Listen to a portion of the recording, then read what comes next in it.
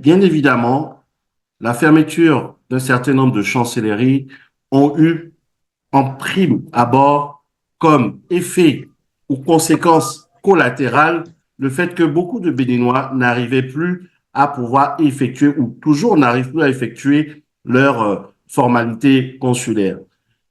Monsieur l'ambassadeur Kochofa, vous qui avez été président du Haut Conseil des Béninois de l'extérieur aujourd'hui, pendant un certain temps, vous avez été ancien président. Quelle lecture aujourd'hui les Béninois pensent de la fermeture des ambassades dans les pays où ils étaient représentés? Vous avez évoqué tout à l'heure un certain nombre de pays en termes de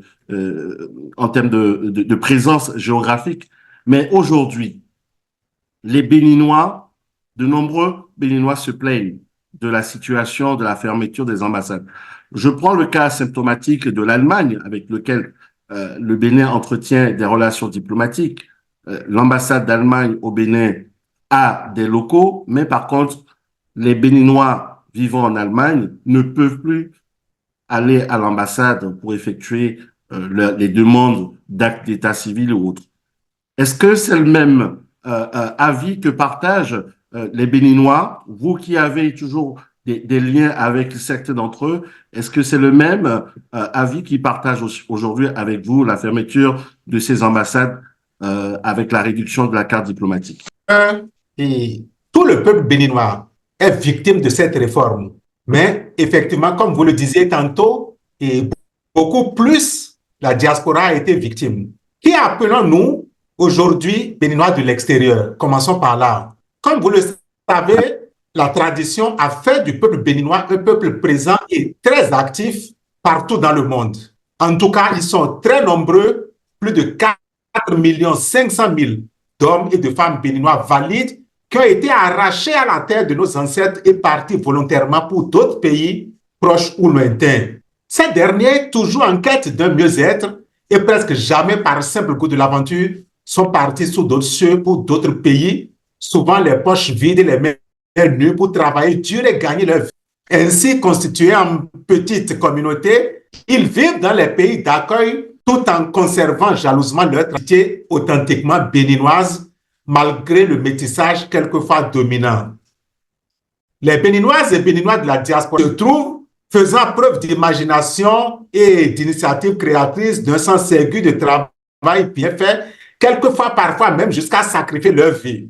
Dans leur pays hôte, ils se considèrent toujours comme des Béninois à part entière et non comme des Béninois entièrement à part. Pour la plupart, ils sont dans ce pays de résidence des étudiants, parfois des fonctionnaires différents, dans des secteurs différents, et parfois certains même sont sans papier. Malheureusement, monsieur le modérateur, très nombreux sont confrontés quotidiennement. Commençons d'abord par leur intégration. Quand ils arrivent dans les pays hôtes, ce n'est pas toujours qu'ils ont l'accompagnement nécessaire et adéquat dont ils ont besoin, surtout de la part de leur État, de leur pays. Et comment peuvent-ils avoir cet accompagnement aux ambassades? C'est la vraie question qu'il faut se poser. Ensuite, commencent les vrais problèmes, les tracasseries administratives et consulaires. Après un certain nombre d'années, la question de la prorogation du passeport se pose. Comment le faire? Ils ne savent pas. Et comme vous le dites, l'Europe, nous n'avons que 2 ambassades, en Russie et en France. Cela veut dire que celui qui est en Allemagne, celui qui a seulement la prorogation de son passeport, il faut qu'il aille jusqu'en France pour le faire. L'établissement des passeports, après rentrer au pays, ceux qui même ne restent dans leur pays sont obligés de payer 65 000 francs CFA au lieu de 30 000 officiels du passeport ordinaire au Bénin. Pour obtenir les laissez-passer, monsieur le modérateur de l'Allemagne, vous devez aller à la signature de simples documents, comme une simple procuration, une attestation de non-criminalité, etc. Il faut faire des milliers de kilomètres. L'enregistrement des enfants béninois qui naissent dans nos différents pays de résidence. Tout un problème. Si vous faites 3 semaines, 3 mois sans enregistrer, c'est de rentrer au pays avant de le faire. La prise en compte par le RAVIP aux Béninois de l'extérieur. On en a parlé, je ne vais plus m'attarder sur ça. C'est un véritable problème et c'est pratiquement impossible. L'accomplissement de notre devoir de citoyen, le droit de vote, monsieur Eric, de combien de bureaux de vote la diaspora béninoise dispose-t-elle pour accomplir cette noble tâche patriotique? Si vous prenez les élections passé, dans tout le monde entier, seuls 7 pays ont eu ce privilège. 7 pays, je dis bien, hein, la Côte d'Ivoire, le Nigeria, le Congo, le Sénégal, le Gabon, et à l'extérieur de l'Afrique, les États-Unis, la France. 2 pays à Donc, l'extérieur de Excellence, vous l'Afrique. voulez dire Remarquez qu'aujourd'hui, les qu'aucun pays Béninois asiatique. ne peuvent plus exercer Oui, leur droit constitutionnel de oui. vote? Mais j'en arrive, je vais arriver là tout à l'heure, c'est vers ça que je vais.